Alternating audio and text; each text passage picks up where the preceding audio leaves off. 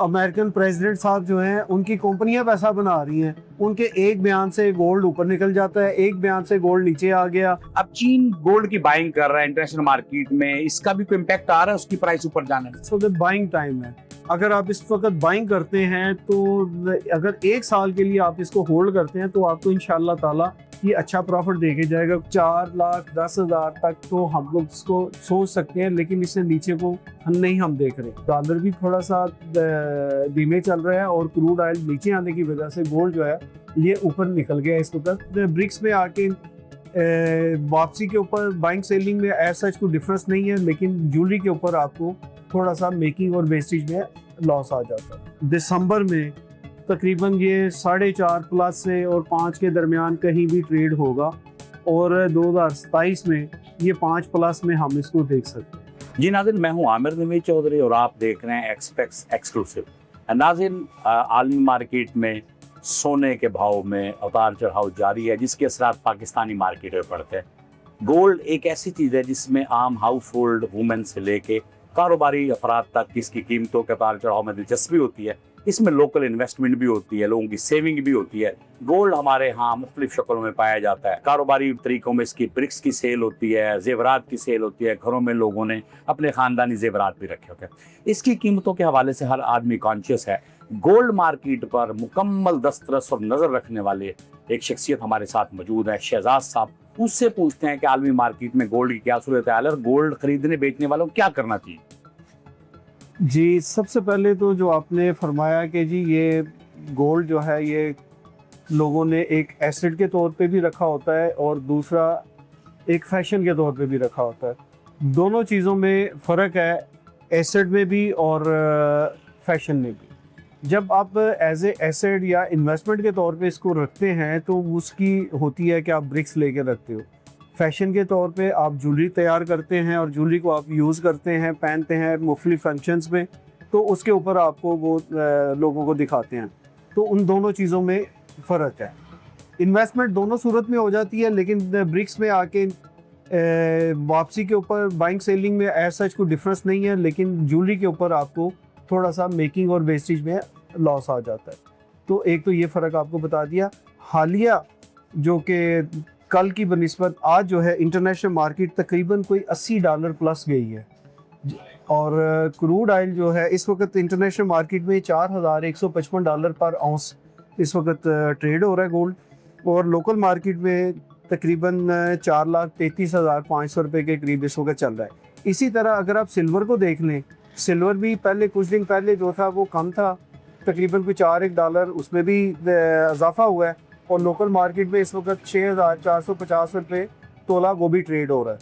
और जैसे लास्ट आपके साथ एक प्रोग्राम किया था तो मैंने आपको बताया था कि जी क्रूड और गोल्ड जो है ये आपस में अपोजिट चल रहे होते हैं। आज आप देख लें कि क्रूड जो है इस वक्त तकरीबन कोई $5 नीचे आया है और गोल्ड जो है तकरीबन $80 ऊपर मूव कर गया। तो इनका दोनों का आपस में मेल जोल रहता है। उसके साथ साथ डॉलर इंडेक्स होता है जिसकी वजह से अमेरिकन इकॉनमी जो है उसको देखा जाता है, उसकी वजह से भी गोल्ड नीचे आता है। लेकिन इस वक्त डॉलर भी थोड़ा सा धीमे चल रहा है और क्रूड ऑयल नीचे आने की वजह से गोल्ड जो है ये ऊपर निकल गया इस वक्त। और आने वाले दिनों में इसको मैं ऊपर ही देख रहा हूँ, ना कि नीचे देख रहा हूँ। जो लोगों अक्सर लोग आपके वीडियो चैनल आपके चैनल के वसालत से कमेंट्स कर रहे होते हैं कि जी हम इसको 3.5 पे देख रहे हैं या 3 पे देख रहे हैं, तो मैं उनको बताना चाहूँगा कि इस वक्त ऐसी कोई चीज़ नज़र नहीं आ रही जिससे गोल्ड हम इसको 3 या 3.5 देखें। 4,10,000 तक तो हम लोग इसको सोच सकते हैं, लेकिन इससे नीचे को हम देख रहे। गोल्ड जो है ओवरऑल ऊपर है और मेरी एक प्रोडिक्शन थी, पहले भी थी, अब भी मैं वही करूँगा कि दिसंबर 2026 या जनवरी 2027 में आप इसको बहुत अच्छी पोजीशनों में देखेंगे। शहजाद साहब, आपने जिस तरह बताया है क्रूड ऑयल और गोल्ड मार्केट इंटरलिंक है आपस में, एक ऊपर होगा तो दूसरा नीचे होगा, दूसरा नीचे, तो इस तरह अब गोल्ड की कीमत में इजाफा $80 पर आउंस आज हुआ है। अच्छा, ये ट्रेंड आप अपवर्ड देख रहे हैं, जिस तरह ये आगे जा रहा है उससे पीठ से पीछे नहीं आ रहा, हमने ये भी इसमें ऑब्जर्व किया। आजकल एक बड़ा जी हर आदमी एक्सपर्ट बना हुआ है जी, चीन गोल्ड खरीद रहा है, रशिया बेच रहा है।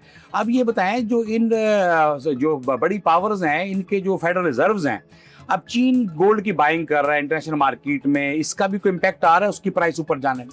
देखिए, अभी इस वक्त तो ऐसा वो मेन नहीं आ रहा, लेकिन इस वक्त क्योंकि वॉर की वजह से क्रूड ऑयल रास्ते बंद हो गए, क्रूड ऑयल निकलना शुरू हो गया, तो क्रूड ऑयल नीचे आ गया, रास्ते खुल गए। अब रास्ते बंद हो जाएं तो क्रूड ऑयल महंगा हो जाएगा, जिसकी वजह से गोल्ड से ट्रेडर निकल के क्रूड ऑयल में घुसेगा, तो गोल्ड ऑटोमेटिकली नीचे आ जाता है। ये सबसे बड़ा इसका इशू चल रहा है। शिजा साहब, हम कह सकते हैं कि जो गल्फ की सूरत हाल है, स्ट्रेट ऑफ हॉर्मुज़ की दूरबीन से हम देखें गोल्ड और क्रूड ऑयल की प्राइस को, या सदर ट्रंप की स्टेटमेंट के साथ भी ये ऊपर नीचे हो रही है कि जिस तरह क्रूड की जो है ट्रांजैक्शन स्मूथ होगी तो गोल्ड ऊपर जाएगा। देखिए, अभी आपने जो बात की है, इसमें दो चीज़ें मैं अभी थोड़ी देर पहले एक नेट पे ही मैं पढ़ रहा था कि जी आजकल जो पैसा बना रहे हैं, ये अमेरिकन प्रेसिडेंट साहब जो हैं, उनकी कंपनियां पैसा बना रही हैं। उनके एक बयान से गोल्ड ऊपर निकल जाता है, एक बयान से गोल्ड नीचे आ गया, क्रूड ऊपर चला गया, क्रूड नीचे आ गया। तो मैं वो पढ़ के हंस भी रहा था कि देखें, ये जो है, ये इस वक्त तो अगर आप ये देखें कि ये मईशत की वार चल रही है, ना कि क्रूड ऑयल की या दूसरी, इसमें पैसे बनाए जा रहे हैं। और जो ट्रेडर बैठा हुआ है इस वक्त इंटरनेशनली, वो इस वक्त इसमें अर्न कर रहा है। और ये मेरी न्यूज़ नहीं है, ये राइटर की न्यूज़ है कि इस वक्त अमेरिका में क्या हो रहा है, अब लोग कैसे पैसा बना रहे हैं। शिराज साहब, हमारी माएँ, बहनें, बेटियां सब गोल्ड तकरीबन पहनती हैं अपनी अपनी हैसियत और क्लास के मुताबिक, और बड़ी बूढ़ियों के पास गोल्ड हमेशा होता था। हमारे यहाँ ख़ानदानी जेवरात का भी एक रवाज है, वो नस्ल दर नस्ल चलते हैं। और साथ ये एक डोमेस्टिक पहलू है, एक कमर्शियल पहलू भी है, इसमें इन्वेस्टर भी हैं। अब ये बताएं कि आम पाकिस्तानी को जिसके पास गोल्ड मौजूद है, या कोई गोल्ड खरीदना चाह रहे, बेचना चाह रहे, आप क्या मशवरा देंगे? गोल्ड बेच देना चाहिए, खरीदना चाहिए? देखिए, ये टाइम इस वक्त बाइंग टाइम है। अगर आप इस वक्त बाइंग करते हैं, तो अगर 1 साल के लिए आप इसको होल्ड करते हैं, तो आपको इंशाल्लाह ताला ये अच्छा प्रॉफिट दे के जाएगा, कुछ लेके नहीं जाएगा आपसे। ये तो 100% कन्फर्म है इंशाल्लाह ताला। बाकी इंटरनेशनली हालात क्या रहते हैं वो आपके सामने ही हैं। अगर हालात बेहतरी की तरफ जाते हैं तो गोल्ड को आप इंटरनेशनली ऊपर देखेंगे और इसमें अच्छा खासा प्रॉफिट बना सकते हैं। शिराज साहब, अपवर्ड ट्रेंड तो है, तो क्या हमारे नाज़रीन के आसानी के लिए थोड़ा कैलकुलेशन कर सकते हैं कि नेक्स्ट 6 मंथ में आप क्या देख रहे हैं? देखिए, मैंने आपको ये बता सकता हूँ कि दिसंबर में तकरीबन ये 4.5 प्लस से और 5 के दरमियान कहीं भी ट्रेड होगा, और 2027 में ये 5 प्लस में हम इसको देख सकते हैं। तो हम कह सकते हैं कि 2027 गोल्ड का साल? गोल्ड का साल कह सकते हैं। अगर ये हालात बेहतरी की तरफ चले गए तो आप गोल्ड का साल कह सकते हैं। इसमें गोल्ड भी आएगा, सिल्वर भी आएगा, इसमें और भी जो दास आती हैं, मेटल्स आती हैं, उसकी भी प्राइसेस में काफ़ी बेहतरी आप। आज कुछ सिल्वर में भी उतार चढ़ाव आया है, चांदी वाले भी हमारे कई दोस्त परेशान हैं, और लोगों ने नीम हकीम जो एक्सपर्ट बैठे हुए थे मुख्तलिफ सोशल मीडिया पे, उनके कहने पे लोगों ने बिला वजह चांदी की बाइंग की, सिल्वर की। उनके साथ हाथ हुआ है कि उनके लिए को आप ऑक्सीजन फराम करेंगे, उम्मीद की किरण, जिन्होंने 10,000, 11,000, 12,000 पे सिल्वर लिया, आज वो कहाँ पर है? कोई इसमें बचने के चांस हैं? बिल्कुल, इंशाल्लाह ताला सब्र करें, अल्लाह के घर की उम्मीद है कि वो ज़रूर बचेंगे और लॉस में नहीं जाएंगे, इंशाल्लाह ताला प्रॉफिट में ही निकलेंगे। लेकिन थोड़ा सा अब इसमें सब्र और हौसला चाहिए सिल्वर में। जी, शहजाद साहब, जो गोल्ड और सिल्वर की मार्केट के एक्सपर्ट हैं, गोल्ड वालों के लिए पैगाम है, खबरदार सोना ना बेचिएगा, इसकी कीमत में इजाफा होगा। और सिल्वर में जो नुकसान उठा चुके हैं उन्हें सब्र की तलकीन है, सब्र करें। अगर हौसले से टाइम गुजार लेंगे तो सिल्वर भी उन्हें बचा लेगा और इसकी भी कीमतें ऊपर जाने की जो है वो चांसेस है।